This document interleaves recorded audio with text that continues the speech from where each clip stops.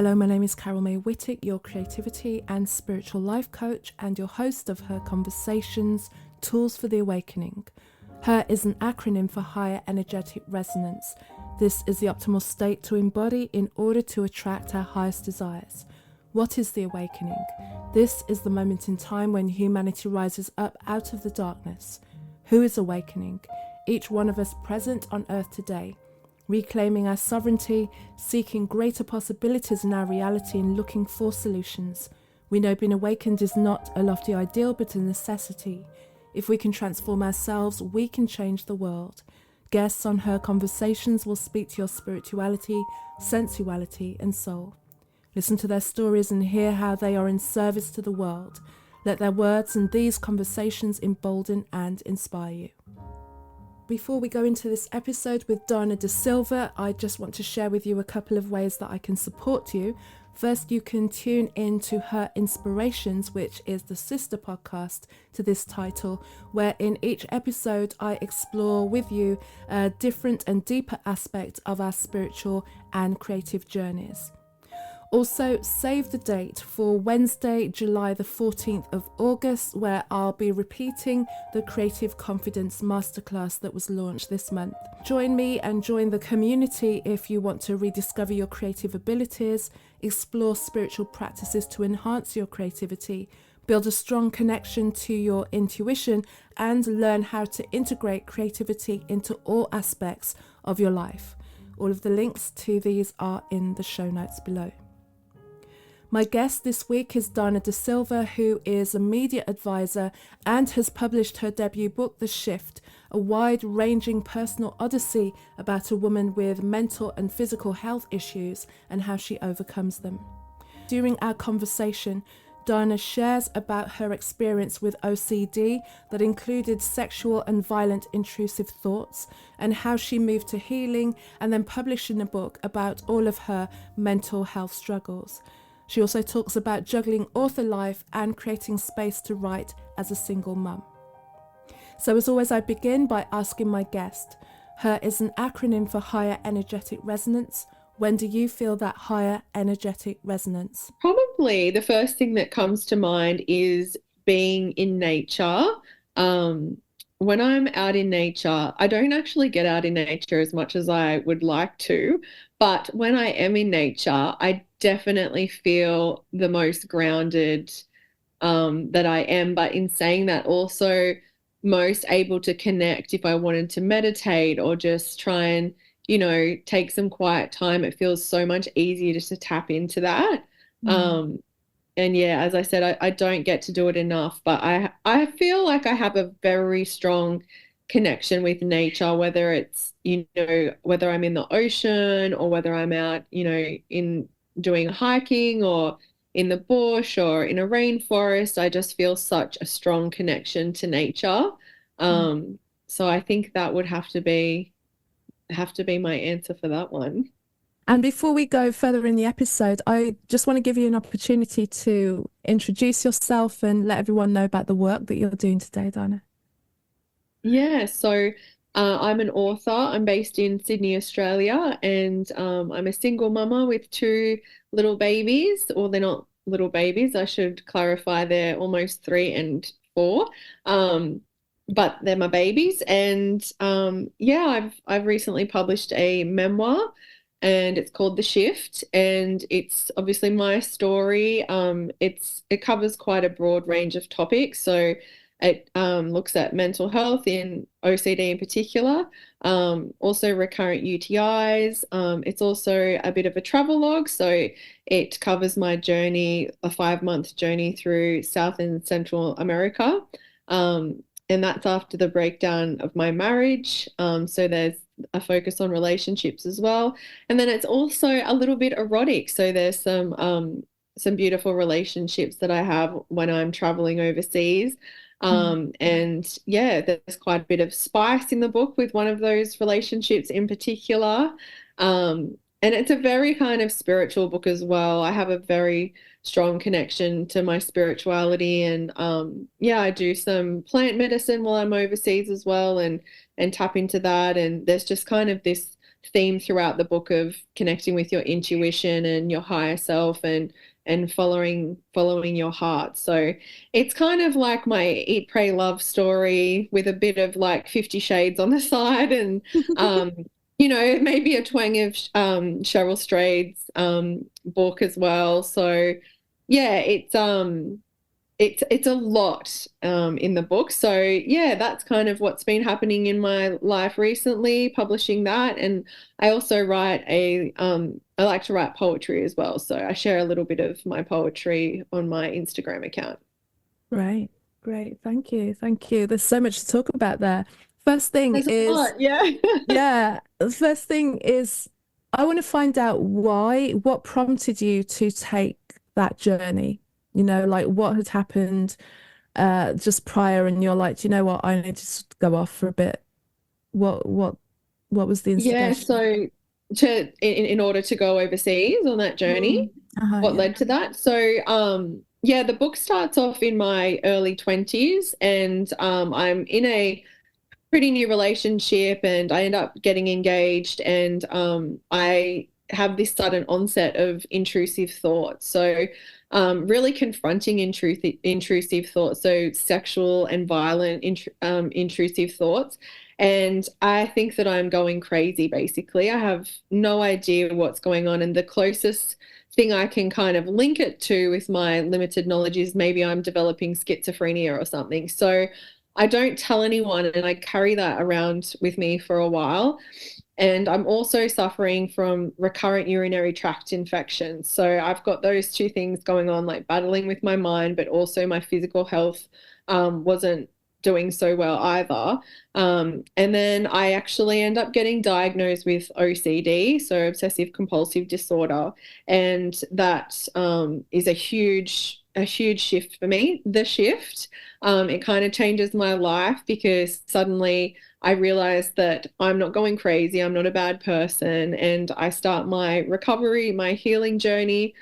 So as I'm working on that and I'm getting better with my mental health, my relationship with my then husband starts to become more and more platonic. And then the culmination of all of that just got way too much. So I ended up leaving my marriage. I quit my job, left everything behind and just had to really escape and process it all and try and sort of start fresh. So I do that. I go to South America initially and I have the most amazing experience over there.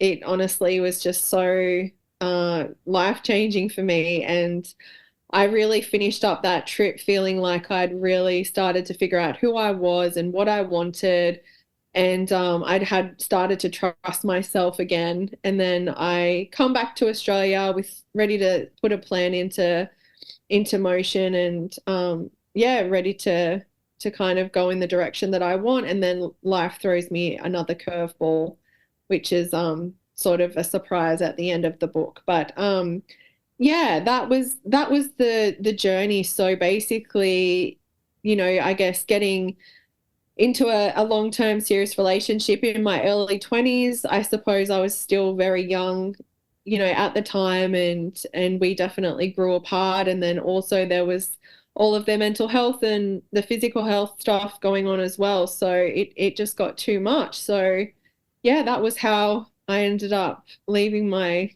whole life behind and starting a new journey. That's good. Oh, and so you went in and went in this other way. When did you feel that you were starting to find a new part of yourself? Like you go out there, and sometimes when we go away, we're just going away, as best as we can. But like you go away and like nothing goes away because you're there. So, but even in the midst of that, I would think, be in a new environment. So you are discovering new parts of yourself. But how did that start to help you like heal and see what it was that was happening and what to do about it? Yeah, I think when I look back now, I definitely, am far more aware of attachment styles and definitely had to do a lot of work on myself in that regard. So I think settling down in that relationship so young was definitely, there was a lot of attachment stuff going on there that I didn't realize at the time. But we'd I hadn't even finished university when we got together, and I really I think lost myself in that relationship. So I would say, during that relationship, I started to get that pull of needing to do more self-discovery and figure out who I really was. So it started a long time before I actually left and went overseas. So I was doing a lot of energy work. I was doing a lot of therapy. I was doing so much work on myself and peeling back the layers. And then it kind of got to the point where I realized that who I actually wasn't fitting in that old life that I had, built for myself. However, I was obviously dealing with all of the OCD stuff, and that they call that the doubt disorder. So a lot of self-doubt there. So I really didn't know if I was doing the right thing. Even when I was leaving, even when I was getting on the plane, I was constantly doubting myself, thinking, what if I'm leaving the most amazing life and I just don't know that, like, I'm just making self-sabotaging or making up problems? What if it's just my OCD? What if? So I really was doubting myself a lot along the way. And then once I left and I got overseas and I started sort of figuring, just having that space to breathe on my own and to have all these new experiences, I I got this newfound sense of confidence within myself, because it was like, right, I listened to my intuition and I went, and it turned out to be the right decision. And it just gave me a really, really big confidence boost. And I think I would never, I would never be in a situation for that long again that wasn't serving me. I think it strengthened my intuition so much. So I definitely, I think, can listen to those whispers now before they become a scream. I back myself a lot more. So why did you decide to write a book? Because not everyone So, does. pardon? So because not everyone does. So why did you then come back and go, do you know what? I've got a That's book right. inside me, but follow through on it? Because everyone's got at least one book inside them. Very few people follow through. Yeah, that is true.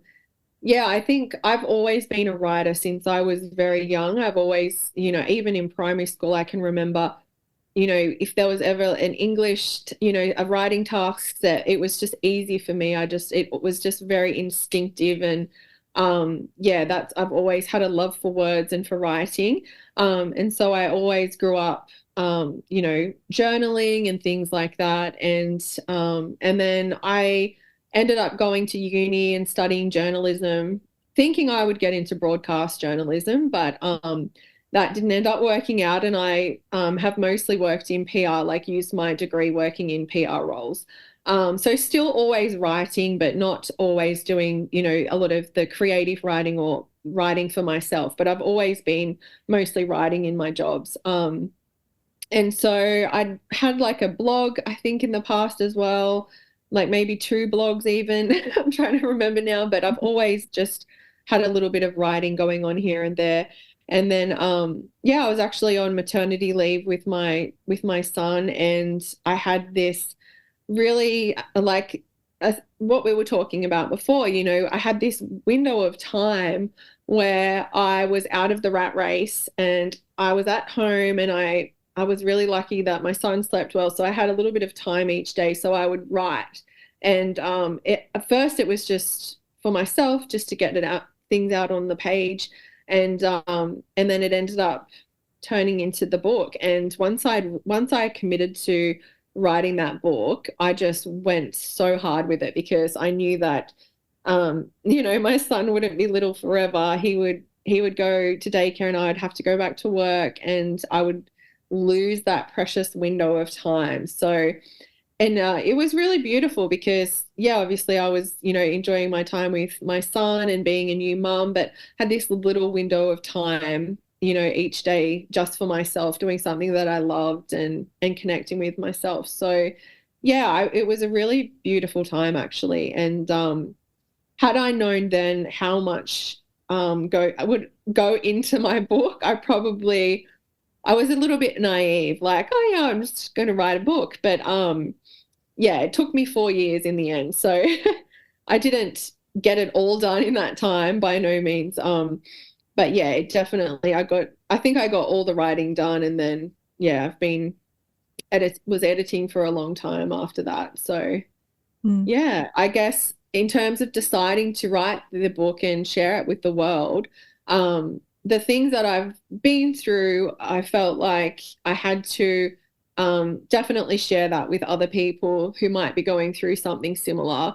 And particularly the OCD, that was something that I felt really responsible. Like I had to share that with the world because, yeah, that was just absolutely, it was such a bizarre experience. It was so difficult. And to think that someone else out there might be going through that alone and not know what they're dealing with. Yeah, it felt very, yeah, like a calling almost. How did that manifest for you, like the OCD? Have you heard of Pure O? I don't know it, no. Yeah, so pure OCD is kind of it, and depending on which practitioner you're talking to, some of them label that, and some of them don't. They just call OCD. But Puro, there's a lot more awareness about that in like the UK and America. In Australia, we're so far behind with OCD awareness, and especially yeah with Pure. But Pure O is basically you're more on the obsessive side more than the compulsive side. It's not to say that you don't have compulsions, but they're very much in your mind, so hidden from the world. So yeah, basically I was having a lot of intrusive thoughts.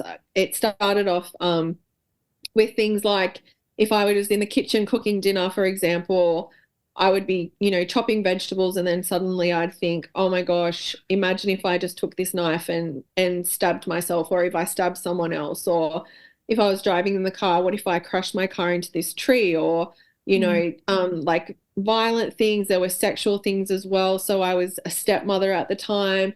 And I had thoughts like, what if I was a pedophile and I didn't know yet? Or what if I did become a pedophile? Like I had intrusive thoughts about that. I had intrusive thoughts about if I was incestuous, like if I was attracted to members of my family. I had all these horrendous intrusive thoughts coming in.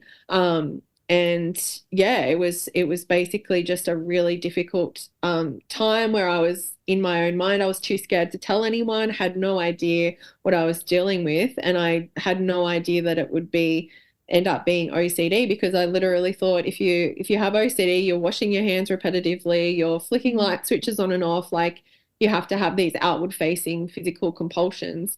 Mm. So yeah, it was a bit of a shock to me that I found out I had OCD. And yeah, basically there was a lot of rumination going on in my mind, like, thinking about thoughts, obviously ruminating on those thoughts and being consumed by them, thinking about them for huge chunks of the day, but then Mm. also wrestling with the thoughts, trying to replace thoughts like negative thoughts with positive thoughts, or seeking reassurance, like looking on the internet for information about different things, like, and then there was this other really weird aspect of it as well, as like checking in with my body. So like trying to work out if I'm becoming aroused, for example, like, oh my God, I think I just felt something then. Like, does that mean this or that? So, although there's no physical compulsion, there are a lot of compulsions going on mentally. Mm. So, yeah, that was the experience with OCD, and it was just I was really lucky that I happened to listen to a podcast one day, and someone was talking about their experience with OCD, and they were basically sharing my journey, and I just knew. I sat on the bed and cried because I was like, oh my God, that's what it is, like, and it changed my life, and I started seeing a therapist straight away, and yeah, worked with her for a long time and just slowly got better. Um, and that obviously I'm a lot older now, so I'm, nearly 36. So, and I was in my early 20s when that started. Um, but yeah, I think I wouldn't meet the criteria to be diagnosed with OCD now, because, I'm in such a good place with it. I don't spend, like, I still get the intrusive thoughts, but they don't have the power over me that they once did. Um, sometimes some days are harder than others. Like I don't think it will ever, fully go away, but yeah, it doesn't feel like it's not as much of a part of my identity as it was back then, thankfully.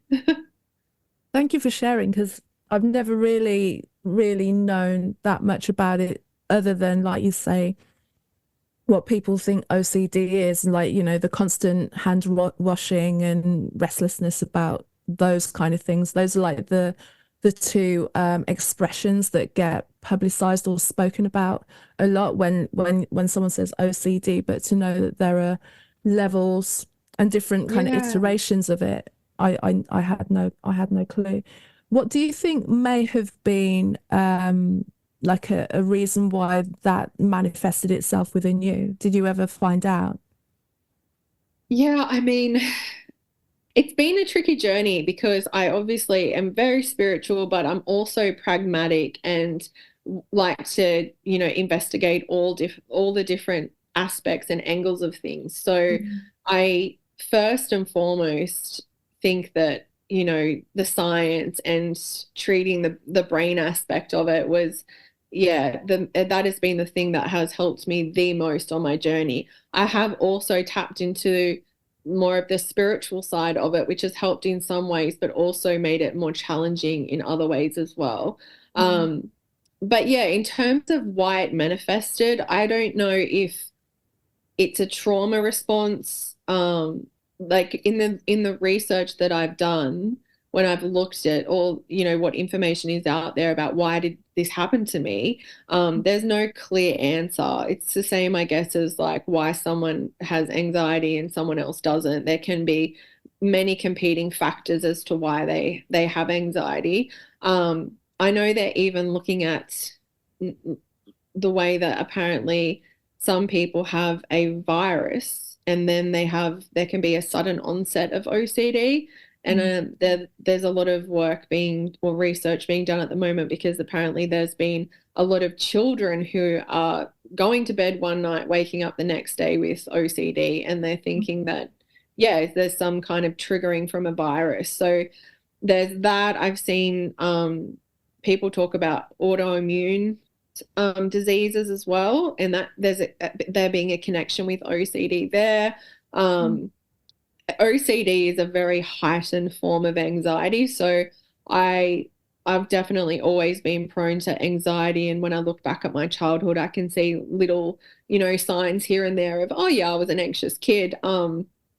Whether it was just the mounting of that and then eventually it got too much and it manifested as OCD. That's kind of like in my gut, that kind of feels true to me. Like I think I didn't have, a crazy difficult child upbringing by any means, but that's not to say that there weren't periods of trauma here and there. So especially because I was such an anxious and sensitive kid. So yeah, I don't know if it just kind of built up and then yeah, presented as OCD. I know that OCD is common like to flare up in your teen years and early 20s. So I don't know why, from a science perspective, why that is the case, why that age bracket.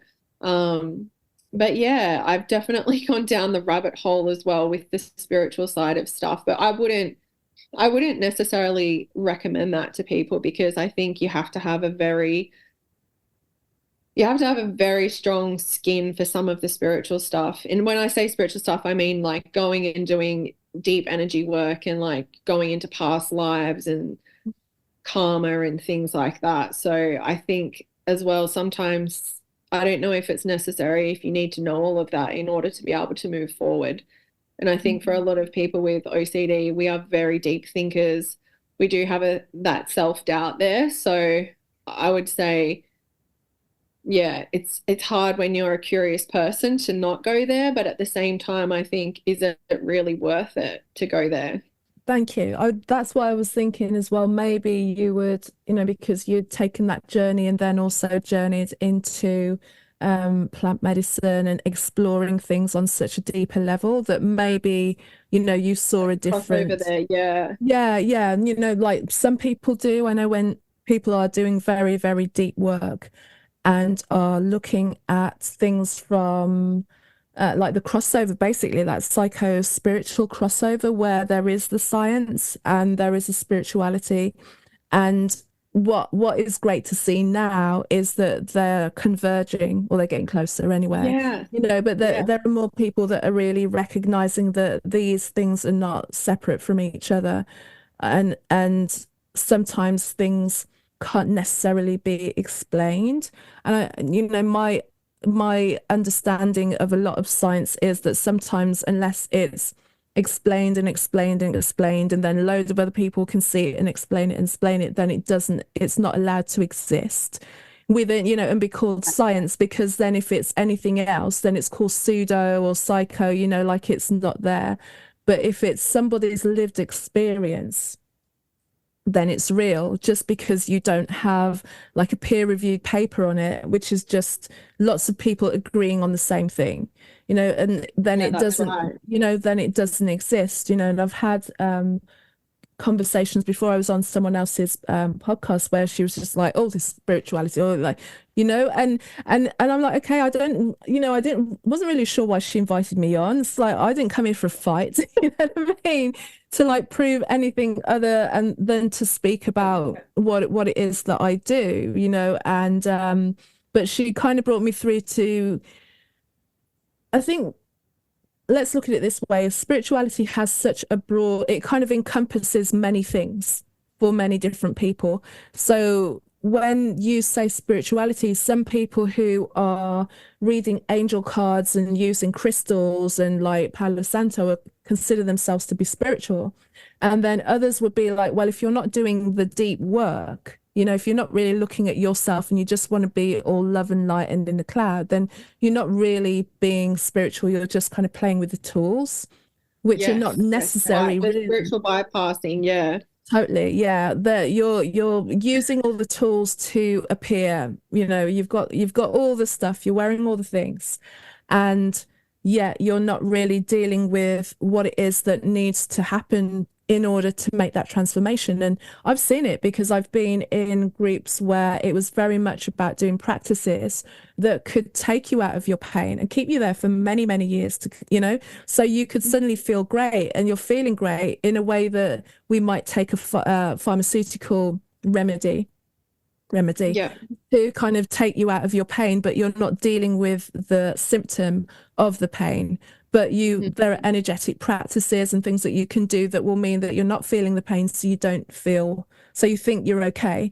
And as long as you Yeah. stay there and don't look at the bad stuff and don't deal with it, you're okay. But of course, if you're not doing the work, then the shadow builds and it'll come and get you anyway, you know. Yeah, that's right. So Yeah. there's that. Or then but then you can go too far where you're just always looking for problems. You're always looking for things to heal. You're always trying to, there's this balance in between. So I can see Yeah. how then anyone who's not in that goes, these spirituality things don't make any sense. And then Yeah. because it's not peer reviewed and everything. So I think the midpoint, or what Yeah. I recognize as the midpoint for mass consumption, is this kind of mindfulness where people like appreciate mindfulness in a way that doesn't sound like spirituality, but it's an entry into spirituality. It's just kind of been named something else that isn't new age or like Yeah. the heavy deep work. And then science is coming from the other side, that's like, actually, all of these things that people have been talking about, meditation and intuition and all that, we can prove that it happens. And like, well, no, you're just saying that it happens. Like, we knew it happened because we've been living with it happening for so long. Yeah. And it's interesting how everything's coming together, and we'll get there. And, in 20, 50 years, who knows, people go like, why did you ever think that these things were separate when they're clearly not, Yeah. you know? Yeah. It's interesting what you said as well about the balance, because I think that's where I'm at right now, and that I've done a lot of energy work and I love it. I'll always love it. And, I've gone, what happened when you were two? And tell me about this. And what happened at this age? And clearing, all of that. And I think I've got to the point now where I'm like, it's also, I think for me, a bit about balancing it out, like not constantly sitting in the past Mm. and going over everything that happened and going how many past lives, like, we've all had hundreds of lives, past lives, how many, I could sit here for the rest of my life clearing all of the, everything that's gone on before this time. So I think it's also, yeah, just a point of balance for me of like, what is the healthy amount of work to be doing in that space? And then also, setting my mind forward as well. Like, who do I want to be? Like, I don't have to clear this, and this, and this. Like, if I change my mindset and I want to do this, like, because I had a chat with somebody about it and they said, you don't have to keep going back to all of, like, if you want to change something right now, so be it. Like, just step ahead, just step forward. So that really stuck with me because I felt like I couldn't move forward with things holding me back. But at the same time, it's helped me to get to a point where it's like, well, maybe I can't, correct every single thing, or yeah, I don't know if this is making sense, but yeah, what I'm trying to say is there's a balance to it. Like, you can't just constantly be in the shadow. You've got to also, yeah, and I just kind of trust that things will come up for clearing, or I'll get, see an energy worker when my intuition tells me to, when there's stuff there that really, really needs to be looked at. But I don't want to constantly be like an archaeologist, like digging up the bones myself. Like, it's not healthy, I don't think, to be doing that all the time. Right. I see two ends of it. Like I say, I see the blissed out version of, it's all good, it's all fun, and there can, that life is good and fun, but we are here in the world also. So it's like, where can we find that groundedness, being aware of the fact that, we can do brilliant, gorgeous energy practices, and then also we need to acknowledge areas of ourselves that may be detrimental, but there comes a point where really we just need to, like you say, move forward and deal with things as they come up, because I have then tried to have conversations with people that just feel like they can't move forward until they deal with all the things. I'm like, you're going to be there for the rest of your life, sister. And the next one, Exactly. if you continue to be, oh, I need to, like, my inner child, my inner child, my inner child. And I think it's great that we have these awarenesses now. So we're not just going through life blindly and not really taking responsibility or having awareness for how things within our life and behaviors that we have are helping us or not helping us, so that we can kind of tweak and deal with what needs to be dealt with.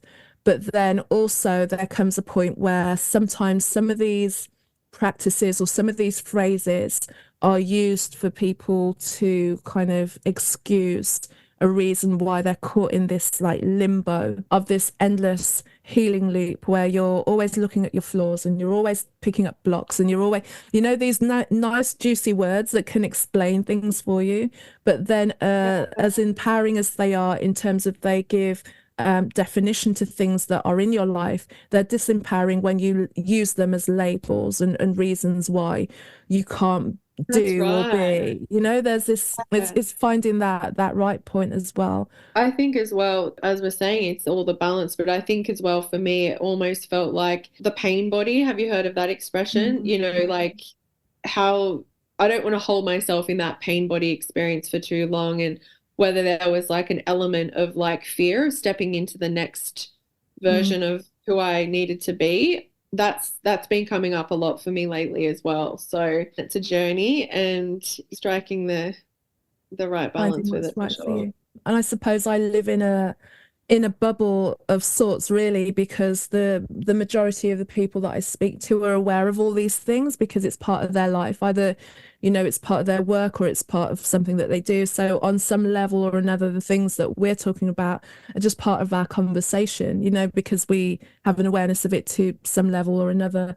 But then occasionally I'll meet with people who've never explored any of these concepts before or heard any of them, like not even heard them, let alone explored them. I forget all the time as well that people don't just talk about these things or think these things. Like, I'm like, oh yeah, past lives. Like, but yeah, you get kind of in your bubble with your people. And yeah, I also forget that there are many people out there who probably may not understand this conversation that we're Yeah. having right now.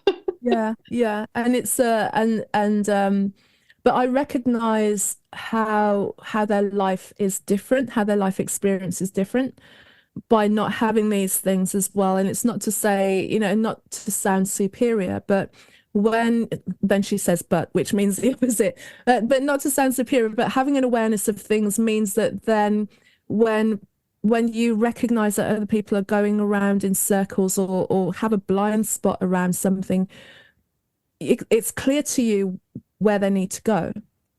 And Mm. I have to be careful to make sure that I only ever have conversations like this when I'm speaking to my clients, not just like people in my life who didn't like ask for anything relating to this Yeah. as well, but it gives you a like a almost like a vision that you're like, oh, and it's not like it doesn't come from superiority. It comes because I remember when I had to deal with that, and my situation looks Yeah, similar, yeah, so you can kind of see that because yeah, it's you recognize a part of yourself that was at that point, years back, months back sometimes, and that's why it's clear and to as well make life easier for, life can be a little bit more easier, like the challenges that we go through can make a bit more sense if you have an awareness of why certain things turn up, why certain behaviors, why certain feelings have up, and then also realize that you have the tools, and you're able to do the work to kind of free yourself from those things. And I wanted to talk to you about also intuition because you spoke about strengthening your own intuition as well, and which is something that's one of the things that I love, and it's all part of my work as well. Like, how did you and how do you work and strengthen and keep that connection with your intuition, and also actually still talking about intuition, when did you first really recognize and start to trust your intuition? Mm. yeah, that's a good question. I think I've always had a pretty strong connection to my intuition. I think I've always been very kind of spiritual since I was a very little girl. Like I've always been curious about, yeah, life and how things work. And I remember, lying in bed trying to go to sleep and just the expansiveness of the universe, like just overwhelming me, just going like thinking about Earth and then, zooming out to space and then just like going on and just nothing and just being like, where does we start and where do we end? And just yeah, being a really deep thinker. So I think there's this really strong connection to self there, or intuition. But I think that I've also struggled with self-doubt as well. So, and obviously, as I mentioned before, the OCD is called the doubt disorder. So, I think I think sometimes we have quite strong intuitions, and then life things happen, and it wears down our confidence and our intuition. So, I think things happened, in my teens and early adulthood that really knocked me. And I think that my, inner compass just wasn't working very well. So I think, obviously, yeah, at my core, I do have a strong intuition, but I lost touch with that. So um yeah, definitely that period through my 20s when I was doing the therapy and the experience of OCD has been one of the most profound things that's happened to me because it's shown me the worst of my mind and it's shown me how important your mind is in creating your world and your life. So, your thoughts can make, your mind heaven or hell basically. It's all how you're responding and reacting and um, I think that journey with, literally thinking I was going insane to then getting diagnosed and doing therapy and rebuilding that connection with my own mind was a huge part of the journey. And Mm. then, yeah, as I said, when I went overseas, that was also really pivotal because, sorry, it's late over here. I'm probably like, You're on the back end of the day. I'm on the back end of the day. Um, But yeah, when I went overseas, that was really a really significant moment for me because, like I said, I had been going back and forth, toing and froing about whether I was making the right decision, like having that voice, inner voice there, just like screaming at me, but being too terrified to listen to it. I think Mm.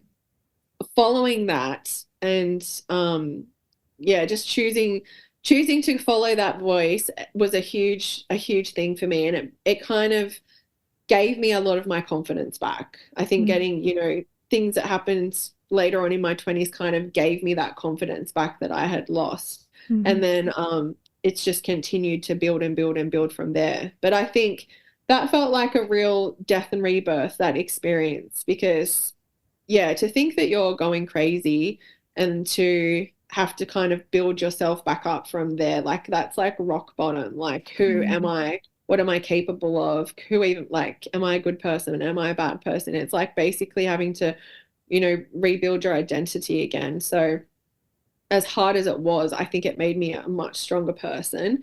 And it Mm. feels very much like part of my soul's journey in this, like my purpose in this life is to make peace with my mind and to be able to use it as an ally rather than an enemy.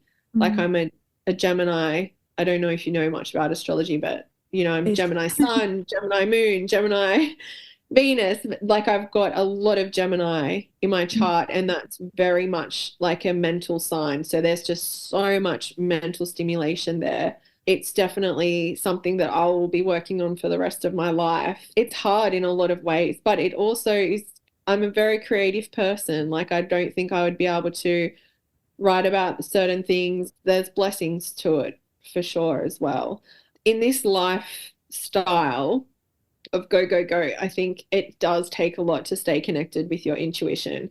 Like just recently, I've been thinking about a couple of things that have happened, and I'm like, I don't think I listened to my intuition. Like there's been a couple of things lately where I feel like I need to connect back in with myself and slow things down because I feel like it's getting a bit too chaotic. So it's an ongoing thing. But yeah, taking time out in nature and journaling and yeah, setting up the time and space to connect with myself is really important for honoring that intuition. It's interesting what you said also about having a real strong connection. And then when you go out into the world, into your like 20s, that's when things start to, go a little awry a little bit and you lose that connection. The world kind of seeps itself in because I recognize a similar pattern with myself, actually. Mhm. Because at the moment, I think I told you before, I'm writing my book as well, which is my journey, as well as, all the things that I learned that kind of got me here. Mm. And when I've been really focusing on myself as a little girl, I'm like, I just had this knowing about stuff. Like I was very creative. I was writing songs, I was making music and poetry and all these kind of things. And I'd have the Yes. ideas, I'd know, I'd see something. Like I remember one thing I was writing about was just, I was in a competition and I was just like, oh, I'm going to win that. It wasn't like even like, oh, I'll enter and I'll see if I win. There was nothing. It was like, that prize is mine. It was just Yes. like, Yes. I just used to like Innate. Yeah. confidently declare stuff and it used to Yeah. happen. And Yeah. but then as I came out of youth and having to go into the world, and also that's not to say that my home life was easy. It wasn't. It was anything but that. But I used my intuition and my creativity kind of as my solace. The place that I was safe was like when all of that was going like that, then I'd be like, okay, I'll go and sit in my room and read and write. And Yeah. that was the thing that never left me. That was the stability in my life and still is to this day. But there was a period of time where it kind of got fractured somewhat, and I started to doubt it and listen to other people in the world and everything, and very much in my 20s. And I'd say like yeah, very much in my 20s for sure. Like there was always this knowing that I had to go back to do the things that I wanted to do. Um, but it really got shaken, I think, because I was watching how other people were living their lives more so now, making more comparison with people in the world than I ever did when I was at school because we were like kids, like Mm. you compare a little bit, Yeah. but never to the point where it's going to make you take on a drastically different decision than you feel you should do. You know, it's Yeah. like you're looking at one person, you're looking at the results that they're getting, because at school you're just comparing, like, you know, marks on a test or who got an A, and you know, like Yeah. how important things are. But then when you go into the world, it's like, oh, how much money is someone making? What jobs are they getting? What do they look like? Which guys are attracted to them? Like, the stakes are bigger now Yeah. and more Yeah. important. And then you start to mistrust who you are and what you feel you could do. And that's where I can see that I kind of untangled, and then other things came in. So it's interesting to hear that from someone else. It's like, oh, okay, Lynn, maybe it's something that we all go through, that when we go into the world, it's really working out how we're going to dial it in and keep our voice and trust Yeah. our voice. No, Yeah. yeah. I think it definitely would be. I'd be interested to know as well if a lot of other people feel the same way, like Mm, that they did have that disconnection that, life kind of pulls you off your path a bit and it takes some work to get back to connect yeah. with yourself. Yeah, it's on my mind now. Now that you were saying it, I'm like, "Oh, that sounds familiar." I'm like, it can't just be us. And but also, you know, I look at what it's like to be a young woman in the world today, and I'm like, man, it's hard. You know, like it's really hard, because at least I just had magazines and TV, and I could turn those things off, and you know, it wasn't possible for me to walk around with those things in my pocket all the time, telling me how I much of a know. mess up I was. Whereas now it's like, oh, I know.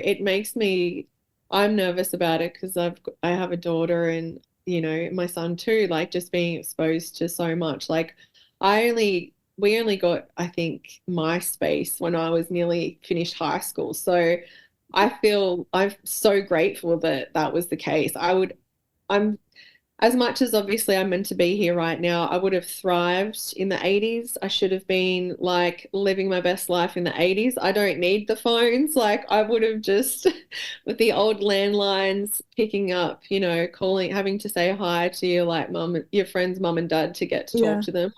Like, that would have been a cool era. But There were yeah, glory days. obviously. I'll tell, as somebody who lived my peak through the 80s, like my school days through the 80s. Yeah, it was fun times, and we didn't realize that we were like a last generation that no one would ever not like no one would ever go back Yeah. to, you know, where we didn't have those things. And Yeah. we didn't like when I grew up, my mum didn't even have a house phone. So in order to call people, I had to walk down the end of the road and queue up and use a phone box, put money in, Yeah. and dial, you know? So like that's the era that I came from. That's what I am talking about. Like that is what I want.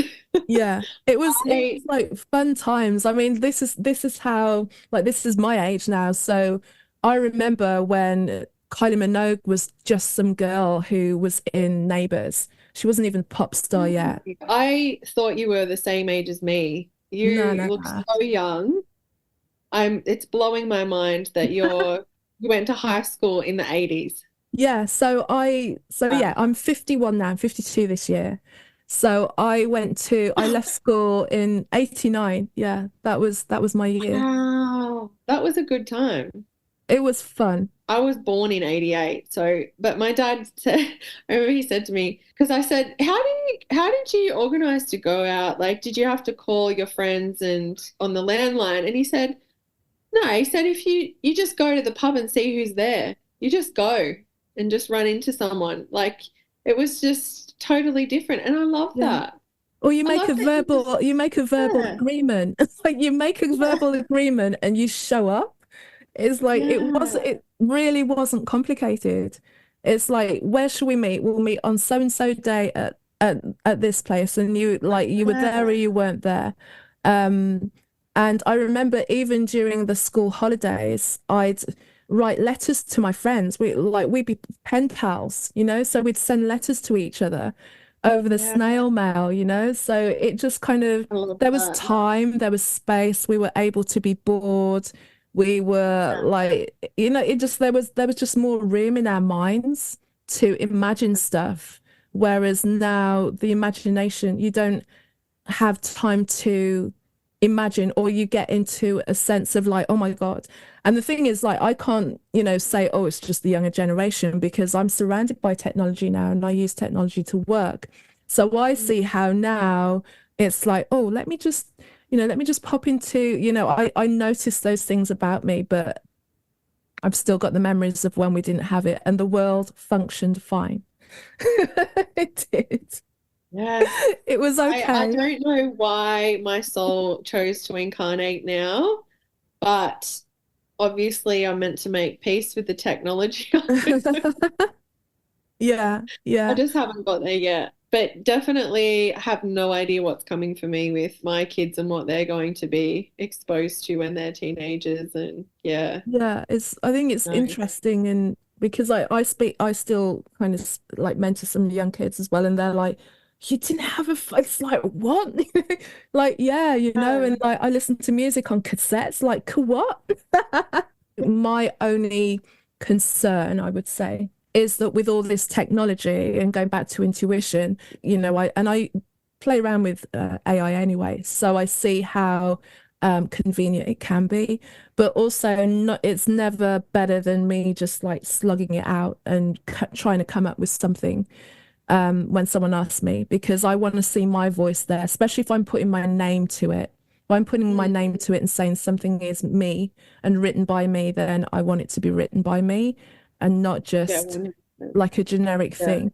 So I think maybe what our generation is, my generation and your generation, who had like, less of a time without it to do, is to remind the younger generations who are just coming into technology, like the world is set up as it is now, to remind them that there is nature, that you have intuition, that your soul's voice is there, and to find that balance so that you can utilize technology but still have that connection to yourself. Because if you never, like we're talking about those years when we were younger, when we had time to go into our imagination and trust our intuition and play around with that.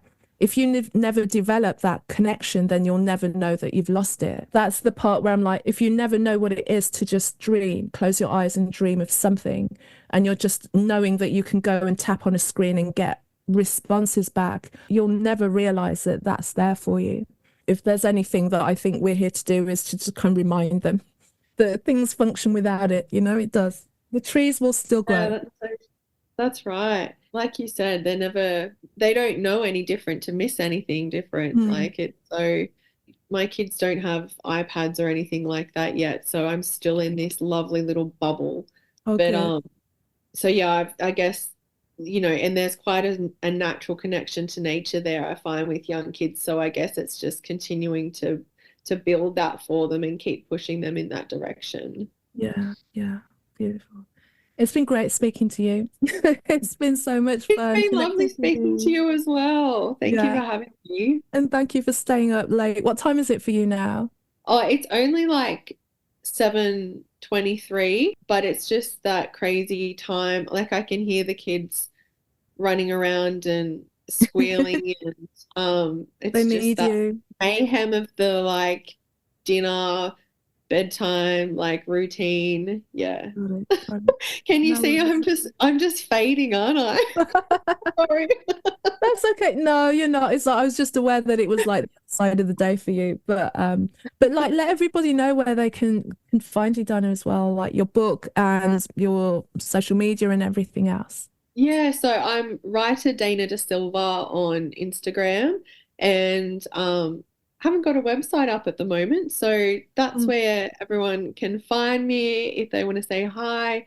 And my book is called The Shift, and it's available for purchase on Amazon and all the other bookstores. If you Google it, they'll come up. If anyone wants to say hi, I'd love to hear from them and hear who listened to this episode. Great to have this conversation with you. Thank you so much. Thank you for having me. It was lovely to talk to you. Thank you, Dana, for sharing your story with me, and thank you again for listening. If you're enjoying her conversations, please feel free to leave a review and also to share episodes with people who you feel can benefit from the content within each episode. As always, if you want to get in contact with me, feel free. You can meet me on my website, carolmaywhittick.com, carolmaywhittick.com. Also, link with me on LinkedIn and Facebook, Carol May Whittick, and Kazmic, Cazmick, on Instagram. Until the next episode, have an amazing week. Thanks again for listening. Take care. Bye-bye.